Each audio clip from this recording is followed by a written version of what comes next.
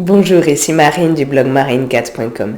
Liberté d'expression, la cultiver et la défendre est important, on en parle dans cette vidéo.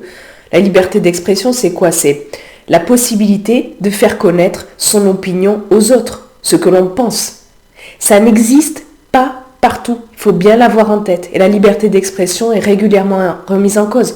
Par exemple, c'était le cas lors de la Seconde Guerre mondiale ou de la période du macartisme aux États-Unis. Mais la liberté d'expression, elle concerne l'individu. C'est la possibilité que vous ayez d'exprimer vos émotions, vos besoins par exemple. Et ça peut représenter un challenge en matière de communication. Et j'ai fait d'ailleurs une vidéo sur la communication. Pour mieux communiquer, je vous le mets sur i comme info et en bas dans la description sous la vidéo. Je vous mettrai aussi à ces endroits-là les autres vidéos complémentaires que je pourrais évoquer ici. Et vous êtes bien sûr libre de vous abonner gratuitement à ma chaîne YouTube en cliquant sur le bouton rouge en bas à droite de la vidéo, puis sur la cloche pour recevoir une notification dès que je publie une nouvelle vidéo. La liberté d'expression, elle ne va pas forcément de soi, ni sans poser de problème. Pour certains, la liberté d'expression, ça pose le problème d'être confronté à des opinions autres que les siennes. J'ai fait des vidéos sur les opinions. Et ça peut heurter les valeurs, l'éthique, le sens moral, les croyances. C'est pas forcément évident à gérer. Et on peut, du coup, avoir tendance à censurer certains propos on se dit, pour ne pas polluer l'esprit des gens. Mais est-ce vraiment une bonne chose? L'histoire nous apprend que une liberté d'expression mise à mal est le signe d'une société malade. La bonne santé d'une société, d'une démocratie par exemple, implique inévitablement la liberté d'expression la plus pleine et entière qui soit. Ça ne veut pas dire que l'on s'exprime et que ça n'a forcément aucune conséquence. Par exemple, on prend le cas de la diffamation ou de l'incitation à la violence, à la haine de l'autre, qui sont sanctionnables. Mais la liberté d'expression permet d'entendre un point de vue différent de l'autre, de l'écouter et peut-être même de le comprendre. Mais là, il faut faire attention parce que comprendre n'est ni excuser, ni absoudre. Sans liberté d'expression, on peut difficilement évoluer, parce qu'alors on n'est pas confronté à d'autres façons de penser. Et c'est ça qui permet de faire évoluer potentiellement l'opinion, de gagner en souplesse d'esprit, en tolérance, de se rapprocher de quelque chose de plus juste pour soi.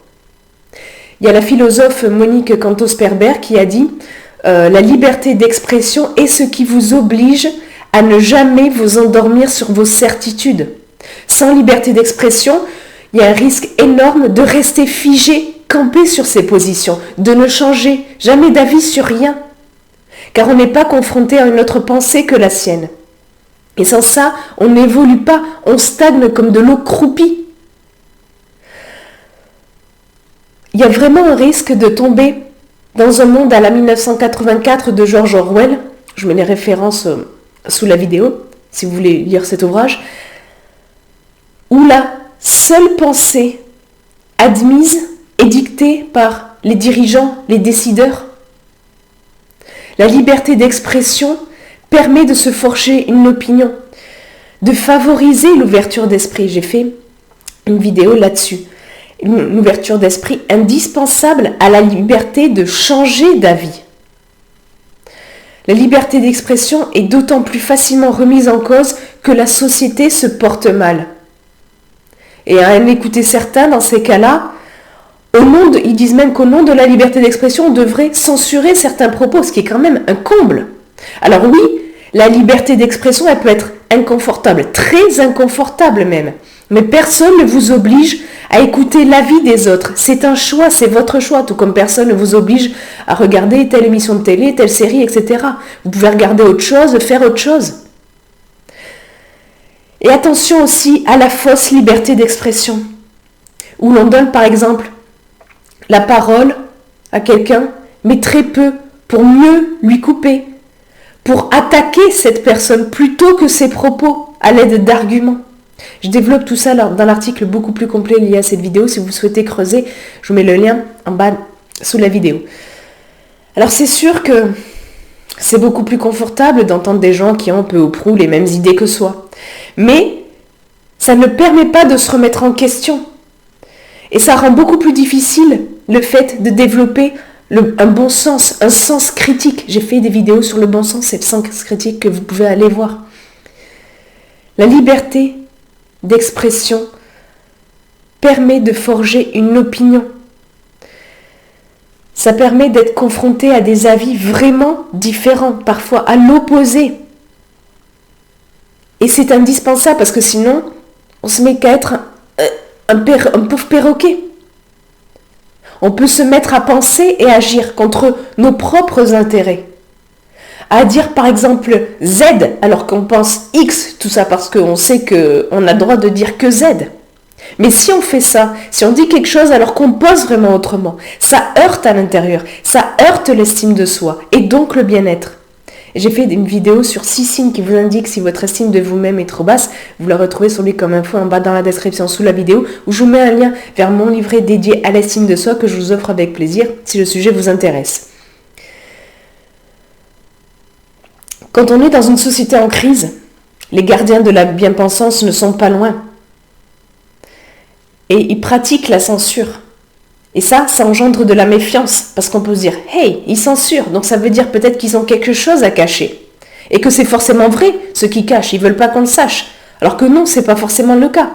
Mais il y a aussi des cas où la censure s'applique sur des propos qui, plusieurs mois plus tard, s'avèrent être vrais. Et donc ça pose question, ça entretient la méfiance. Mettre des coups de canif dans la liberté d'expression est le signe d'une démocratie affaiblie, d'une société affaiblie.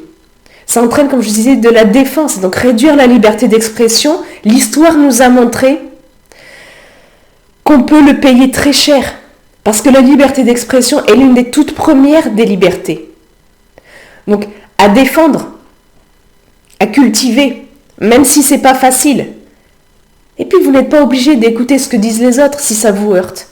Vous pouvez dire « Ah là là, il m'embête celui-là, mais bon, voilà, je l'écoute pas. » Ou bien vous portez plainte parce que vraiment, vous jugez que ce n'est pas tolérable.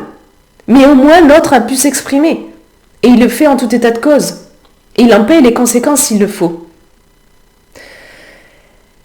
Si le sujet de cette vidéo vous intéresse, je vous invite à lire l'article beaucoup plus complet lié à cette vidéo où je développe de nombreux points. Vous le retrouvez en bas dans la description sous la vidéo. Et puis vous, dites-moi dans les commentaires ci-dessous, qu'est-ce que vous en pensez? Est-ce que vous êtes pour la liberté d'expression ou plutôt pour la censure? Est-ce que vous aimeriez être libre d'exprimer librement ce que vous pensez, vos émotions, vos attentes, vos besoins? Partagez ça dans les commentaires ci-dessous. Et puis si vous avez aimé cette vidéo, cliquez sur le pouce en l'air présent juste en bas à droite. Ça m'encourage, ça aide surtout à faire connaître cette vidéo à des gens que ça pourrait intéresser. Et puis si vous en connaissez comme ça des personnes dans votre entourage que cette vidéo pourrait intéresser, partagez-la avec elles. Et puis comme je vous l'ai dit plus tôt, vous êtes libre de vous abonner gratuitement à ma chaîne YouTube. Il vous suffit de cliquer sur le bouton rouge en bas à droite de la vidéo, puis sur la cloche pour recevoir une notification dès que je publie une nouvelle vidéo. Sur ce, je vous souhaite une excellente journée. Soyez vous-même. À très vite.